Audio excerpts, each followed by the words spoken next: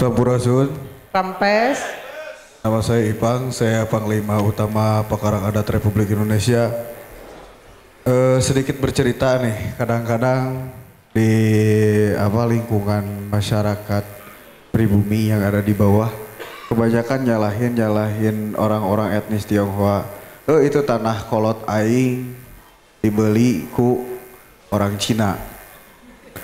Cina apa dengan kata-kata yang kasar. Tapi kalau menurut saya, di sini bukan orang-orang etnis Tionghoa yang salah, tapi leluhur kita yang goblok yang ngejual. Itu. Nah sekarang pertanyaannya, ini untuk Kosugi. Saya minta sebutkan minimal 3 upaya yang bisa dilakukan untuk menjaga keberagaman budaya yang ada di Indonesia. Terima kasih. Nama saya Sandro Gultom, saya dari Sapma Pemuda Pancasila Kota Bandung. Saya nggak bertanya sih, hanya ingin ngasih pernyataan aja. Memang agak kenceng juga beberapa tahun ini isu SARA di Indonesia, termasuk di Bandung dan di Jawa Barat, apalagi sumbernya. Kita sebagai mayoritas malah menjadi minoritas. Kita tahu itu salah, tapi kita masih ngebiarin. Itu yang menjadi budaya di kita. Sampai sekarang dari orang tua kita sampai kita juga masih dipelihara budaya kayak gitu. Udah tahu jelek, kita masih biarin. Kenapa nggak kita tegur? Oke, mungkin saya pertegas dengan pernyataan saya.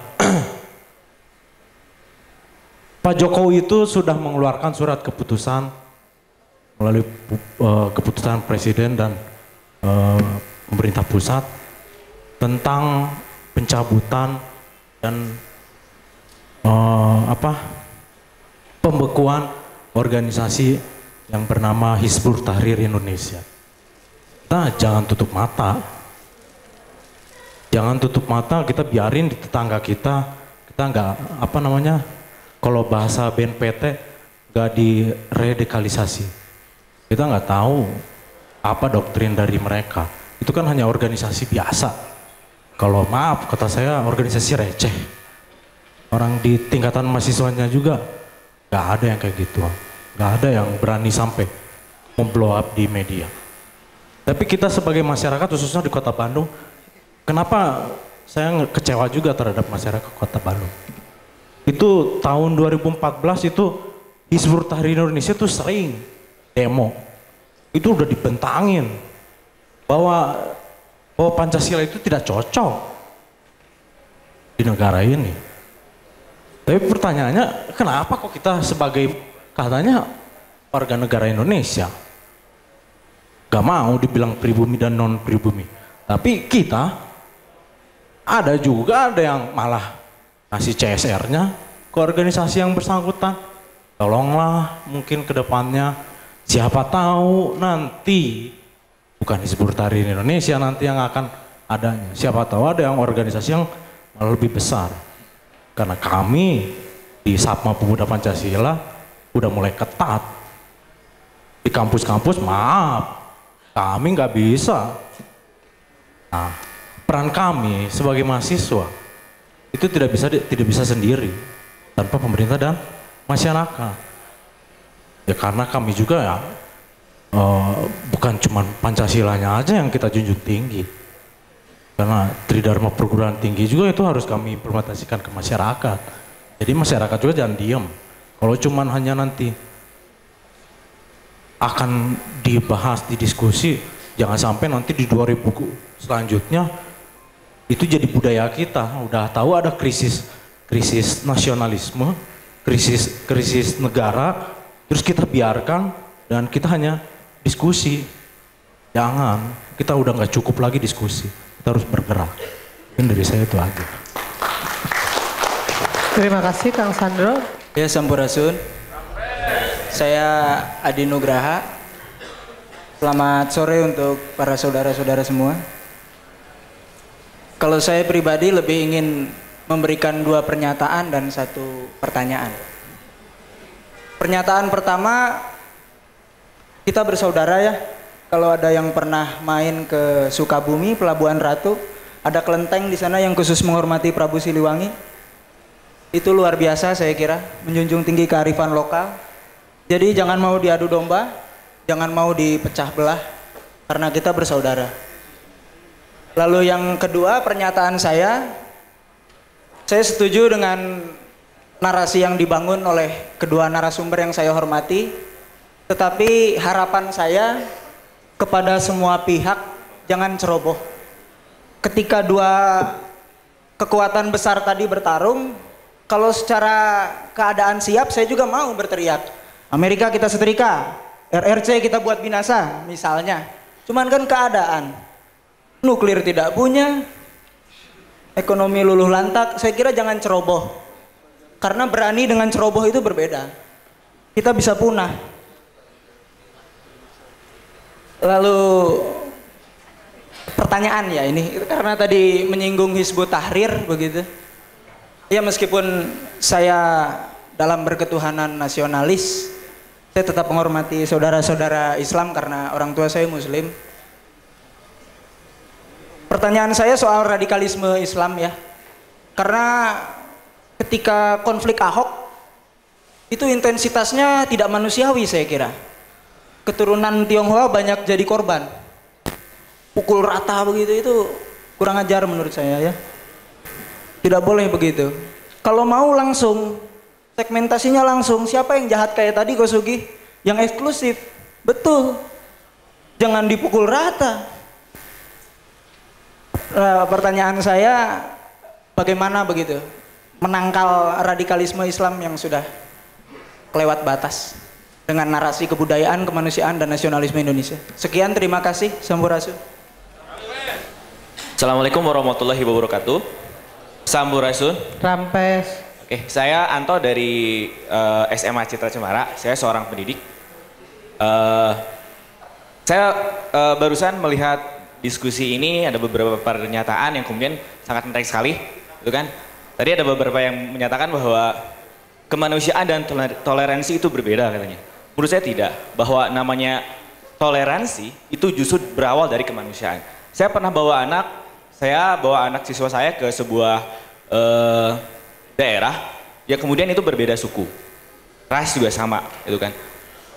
Kemudian mereka berbaur dan kemudian tidak ada rasanya kemudian perbedaan di sana. Dan saya rasakan bahwa yang namanya toleransi itu harus dari kemanusiaan dulu. Karena kalau kita udah merasakan saling berbagi, saling menolong, itu akan adanya toleransi menurut saya. Nah, kemudian tentang toleransi, bahwa yang namanya toleransi di zaman sekarang itu tidak bisa hanya diajarkan. Tidak bisa hanya diajarkan, tapi harus dialami dan dirasakan. Nah, kemudian bahwa kalau saya lihat tadi bahwa Abah Uci kemudian menyinggung bahwa yang namanya pendidikan, kenapa Indonesia gagal, kenapa ada intoleransi, kenapa kita nggak maju, itu salah pendidikan katanya. Oke.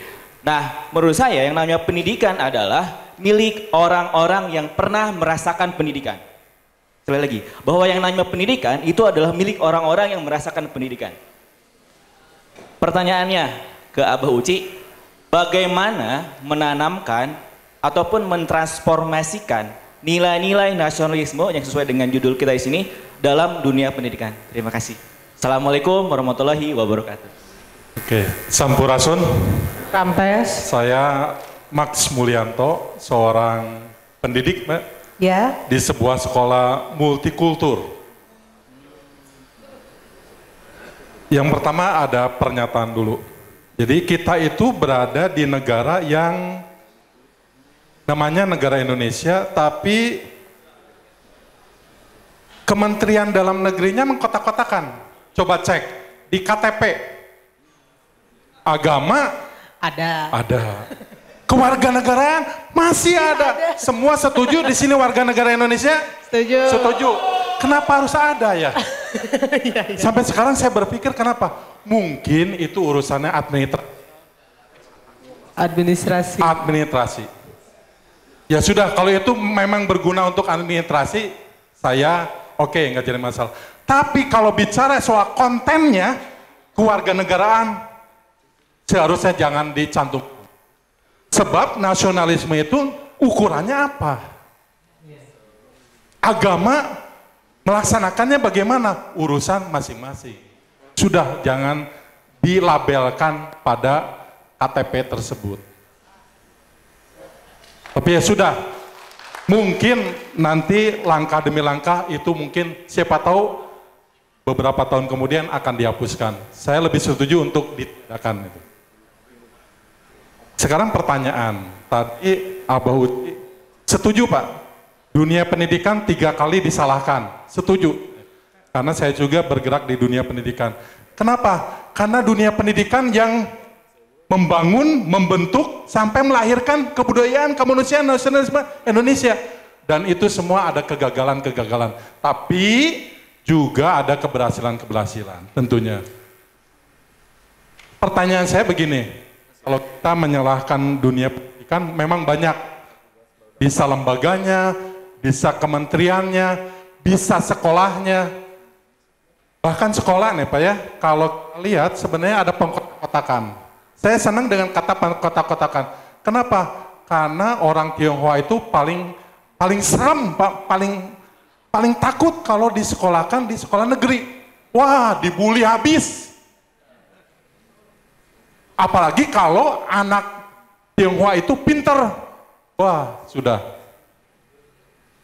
Ya, itu yang masih berlaku sampai sekarang dan masih sangat hangat sampai sekarang ya. Pada nggak suka kalau di sekolah negeri. Kecuali kalau ada beberapa perguruan tinggi negeri malahan sudah membuka. Saya salut dengan ITB itu sudah membuka lebar-lebar untuk yang Tionghoa yang pintar itu sekarang udah mulai. Tapi ada beberapa masih ini. Mudah-mudahan di Abah Uci membuka lebar-lebar ya untuk orang-orang Tionghoa. Saya ingin bertanya begini Pak Abah Uci, berkaitan dengan tadi menyalahkan dunia pendidikan. Sekarang saya balik pertanyaannya.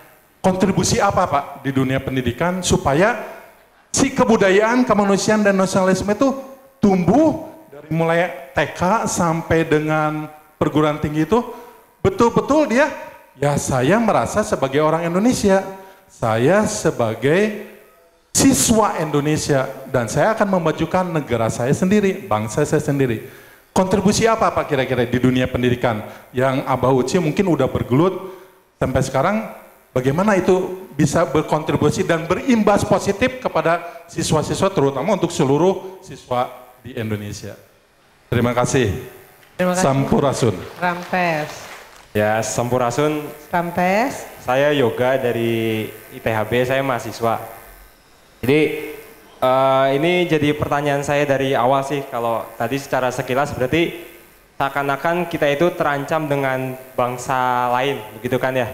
Nah, saya jadi pertanyaan begini, ketika kita merasa terancam dengan pihak tertentu, apakah ada pihak lain yang bukan kita yang merasa diuntungkan begitu?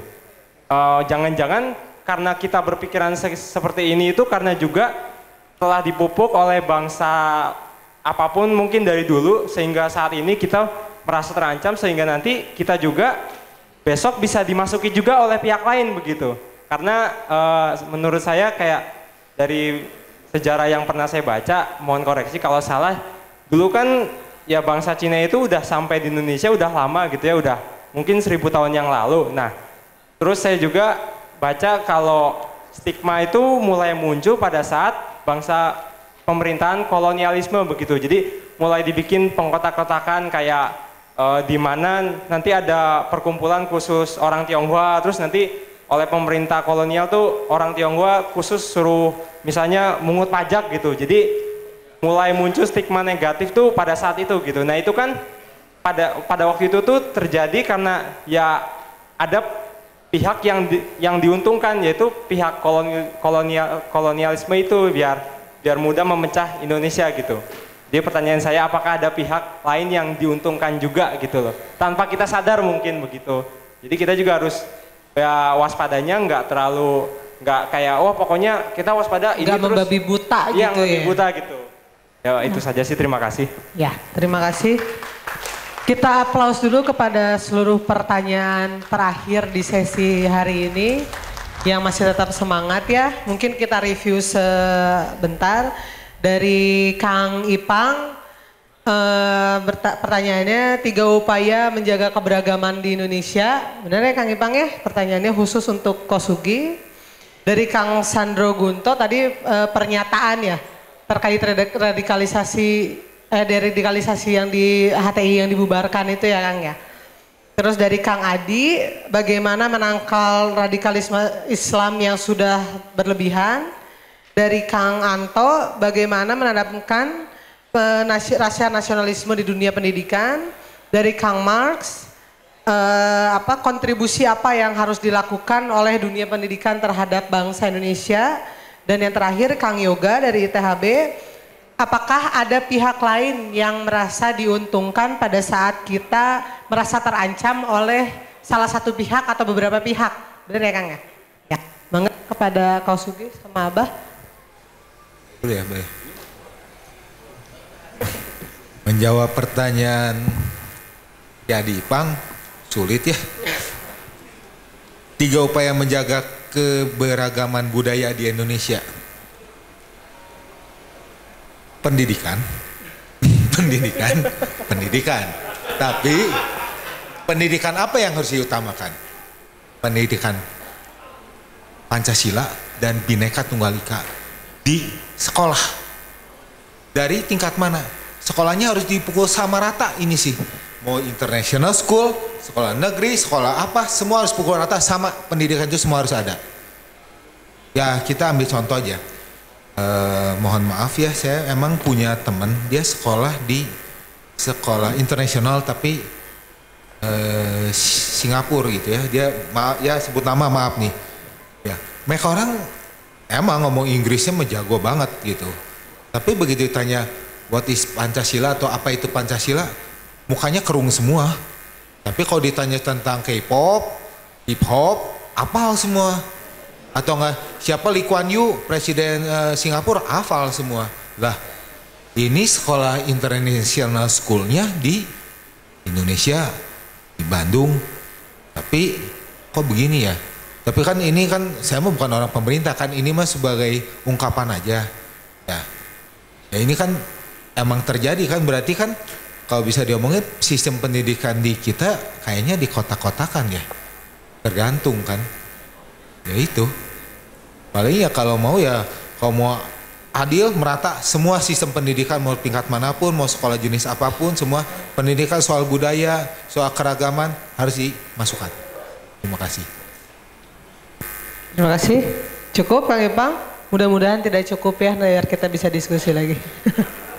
Yang berikutnya Kosugi, ada yang mau lagi dijawab dari ketujuh? Oh, diborong semua oleh Pak Uci. Intinya sebenarnya saya bukan mau memborong, tapi intinya selalu diawali dari rasa cinta. Ketika kita bangun rasa cinta kepada negeri kita, kepada tanah air kita, kepada kemanusiaan yang diajarkan tanpa pengkotak-kotakan, baik itu dalam ruang keagamaan maupun dalam ruang pendidikan. Pengajaran rasa cinta kasih atau pelajaran mengenai kemanusiaan itu akan merubah cara berpikir bangsa kita. Tidak lagi berpikir bahwa kelompok ini salah, kelompok itu salah. Tidak, kita bicara sebagai sebuah bangsa.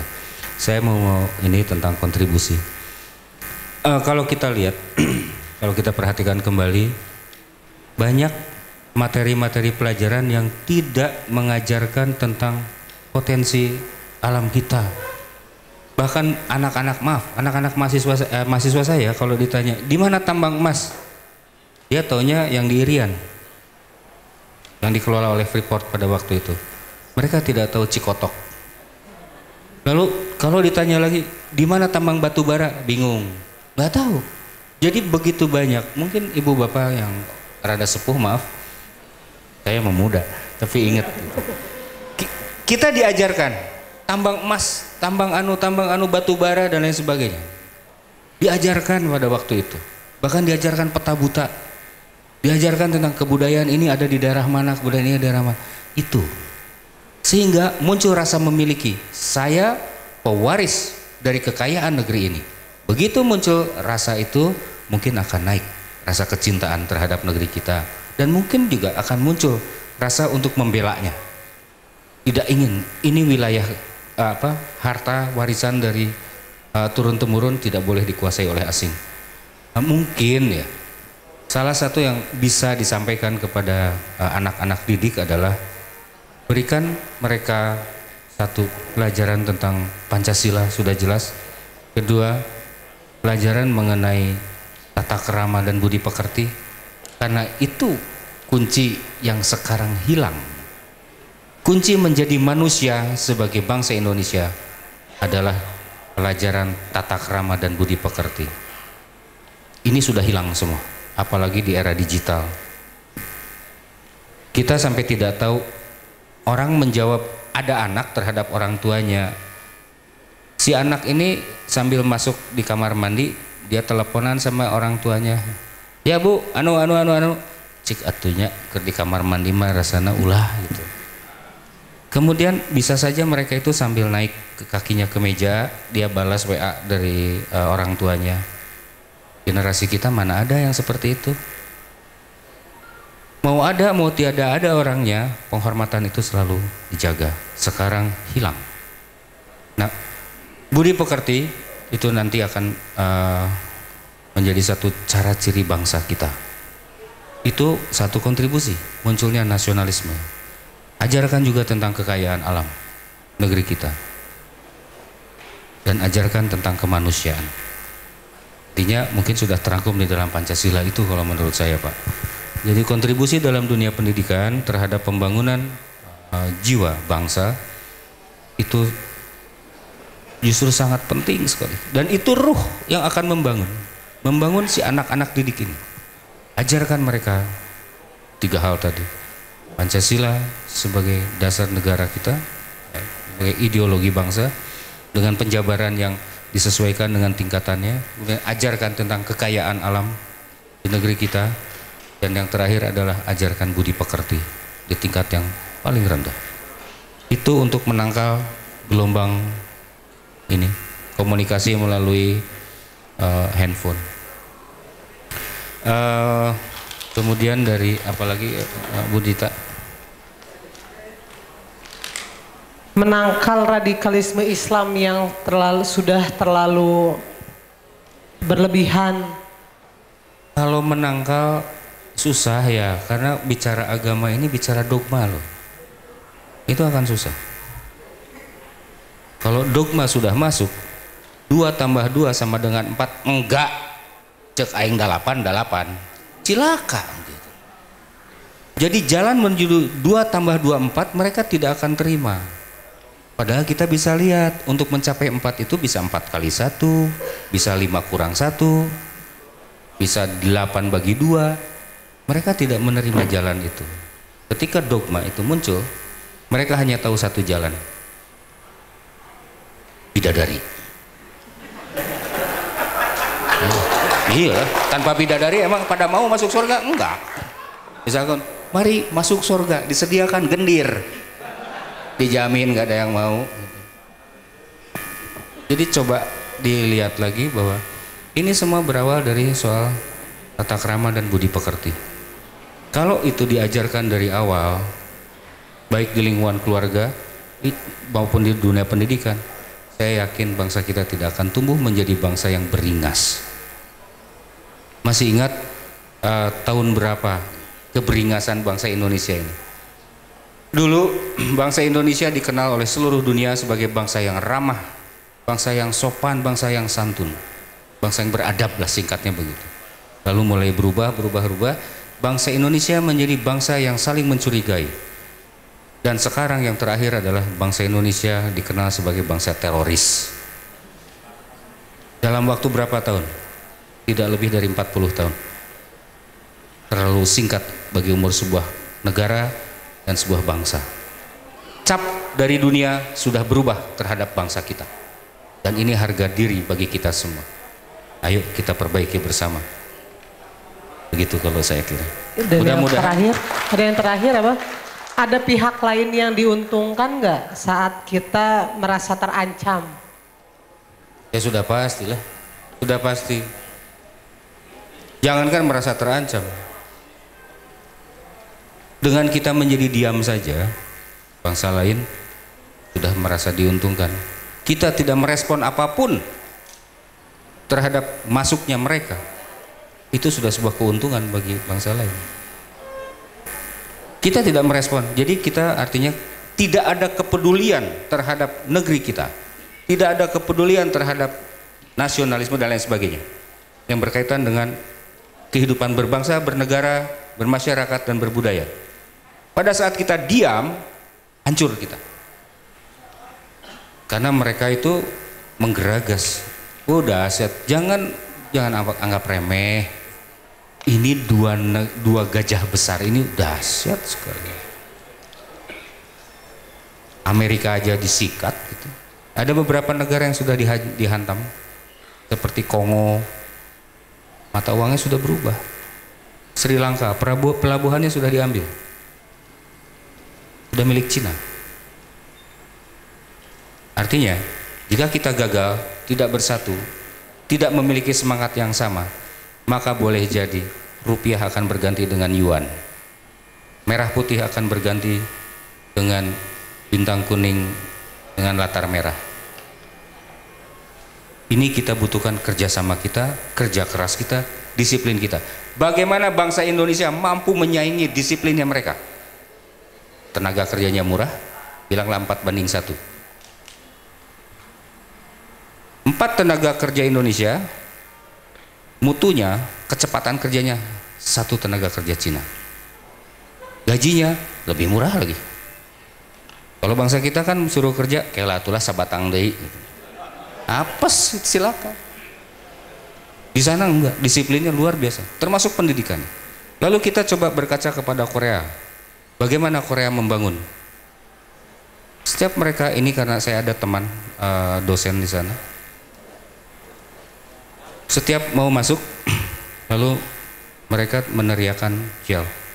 Kita kalahkan Jepang. Jadi fokus. Maka wajar Korea bangkit. Bangkit. Dia membabat Jepang. Tapi untuk menghadapi Cina, tobat. Karena barang-barang terkecil sudah dipegang oleh Cina. Begitu. Nuhun. Ya, hatur nuhun kepada semua narasumber. Mungkin kita minta aplausnya dulu untuk kita sama-sama. Semoga diskusi kali ini tidak hanya berhenti pada saat ini. Semoga kita mendapatkan bekal untuk menjadi kesadaran, memiliki kesadaran baru, pemikiran baru. Begitu kita sampai ke rumah, kita tularkan kepada anak kita, kepada saudara kita, pada tetangga kita, dan menjadi efeknya menjadi semakin luas dan membuat Indonesia semakin bersatu, berjaya di tanah kita. Kalau bukan kita, siapa lagi? Kalau bukan sekarang, kapan lagi? Terima kasih kepada seluruh pihak, kepada Yayasan Minan, kepada para seluruh tamu undangan, pada seluruh jajaran pengurus Yayasan Minan, terima kasih banyak. Dan saya mohon maaf bila ada salah-salah kata dan perbuatan, karena saya hanya manusia, pemiliknya hanyalah semesta ini. Terima kasih.